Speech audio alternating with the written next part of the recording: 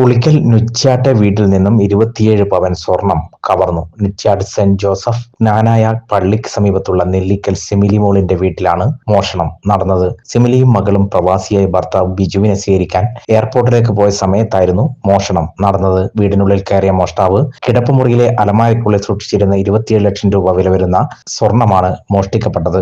വ്യാഴാഴ്ച രാവിലെ 6-നും വൈകുന്നേരം 6-നും ഇടയ്ക്കായിരുന്നു മോഷണം നടന്നത്. ഭിന്നശേഷിക്കാരനായ അച്ഛൻ വീട്ടിലുള്ളതിനാൽ ഇവർ എയർപോർട്ടിലേക്ക് പോയ സമയത്ത് വീടിന്റെ മുൻവശത്തെ കതക് പൂട്ടിയിരുന്നില്ല. ഇതുവഴിയാണ് മോഷ്ടാവ് വീടിനുള്ളിൽ പ്രവേശിച്ചത് എന്നാണ് നിഗമനം. കുടുംബം എയർപോർട്ടിൽ നിന്നും തിരിച്ചെത്തിയപ്പോഴാണ് ബെഡ്റൂമിലെ അൽമാരി ഉൾപ്പെടെ തുറന്നിട്ട നിലയിൽ തുണിയും സാധനങ്ങളും നിരന്നു കിടക്കുന്നത് ശ്രദ്ധയിൽപ്പെട്ടത്. തുടർന്ന് നടത്തിയ പരിശോധനയിലാണ് മോഷണം നടന്നതായി മനസ്സിലായത്. ഉടൻ തന്നെ ഉളിക്കൽ പോലീസിൽ വിവരം അറിയിച്ചു.